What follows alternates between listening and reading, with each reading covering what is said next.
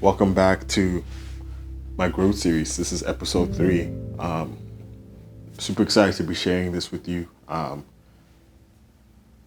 because I feel like this lesson is it's one that's near and dear to my heart. It's been one of the driving factors of me being able to overcome the things I had to overcome last year and just things I've had to overcome in my life in general.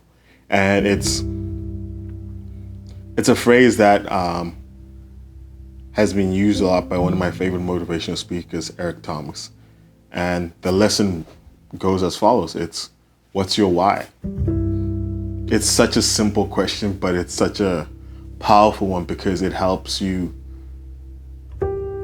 figure out what is the thing that motivates you. What's the thing that makes you want to get up every single day? For me, I actually wrote this down. It's something I found in my journal, one of my journals from when I was younger. And it's something that a lot of people, a lot of books talk about it, and kind of I've heard it a couple times. But really what my why means to me, it's a statement of purpose that describes why you do what you do. It's your calling, it's your conviction, it's your mission statement. It's a vision for your life, and it's the core source of motivation, and it's the reference point for all your decisions and actions. It defines who you are and what makes you productive, and it's your reason for being. And everyone's why is going to be different. For me, it was really going back to that and reading the whys that motivate me. For me, one of my biggest whys is my family, particularly my mom and my sister. They've been a driving factor to a lot of the things I've done, and they've been the biggest motivation to why I had to get up in the moments where I didn't feel like getting up or I didn't think I could get up. For me, it was also realizing that I don't have an infinite amount of time on this earth, and realizing that what would my mark be when I left, when my time is up. For me, it was leaving an impact and also being able to influence future generations in my bloodline and outside of it. For me, at many points in my life where things have been really difficult, particularly last year where I had hit rock bottom and everything in my life was in pure chaos.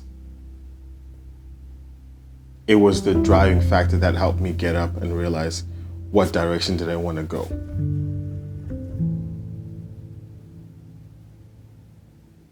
For me, it was realizing the people who had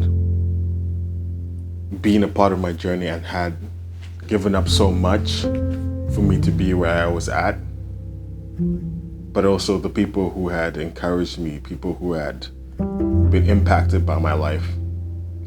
And they really helped me get up and realize I couldn't give up because my life mattered. And they were my why for getting up in days where, quite honestly, were pretty difficult to get up from.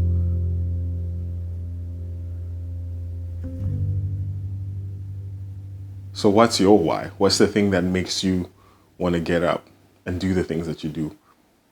And for me, one thing I had to realize was the why at different stages in your life changes. And it can't be something superficial, because if it's money, if it's your career, if it's at some point, if it's not a strong why, it's going to crumble, and you're not going to be able to get up from moments where it's impossible. For me, one thing that changed for my why was becoming better. I think last year really humbled me, and I had to take a seat, take a step back, and take an honest look at myself in the mirror and be like, who am I? who am I really behind closed doors? Who am I really when I'm by myself? I created this persona, this image of who I was, but it wasn't really who I was. I realized I had a lot of blind spots. But my why showed me that I had to get up. There were people counting on me, there were people believing me.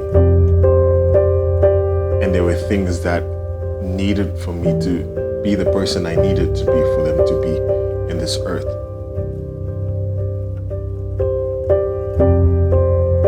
For me, my why has been a driving factor in all my actions. And I realize sometimes your why is a thing that echoes in the moments where you have silence, in the moments you have to stand alone, where people don't understand your vision. Your why is the affirmation you need at moments you're like, no, keep going. You're doing the right thing. Your why is the thing that wakes you up on days where you're tired and you've been beaten down.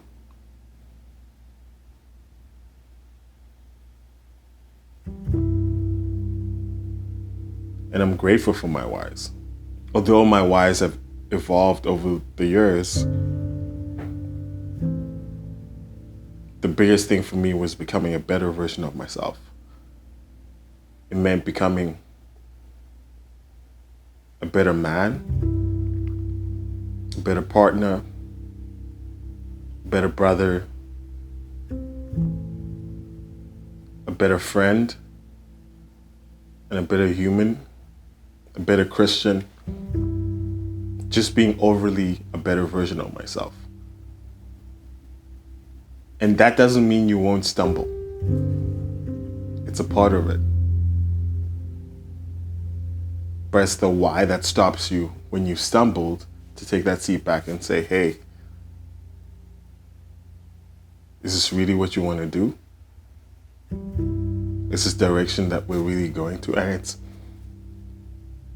it's the compass of your life. For me, I had to take a look at it multiple times, and I do that regularly. Every single day I start off by looking at my whys, because it reminds me of the things that I'm working towards and where I'm going. It also helps me drown out the noise when times get noisy. It's my motivation. And I realized you have to live and breathe your why, because life is going to knock you down, whether you like it or not. But it's your why that'll sustain you in times when you can't. So what's your why?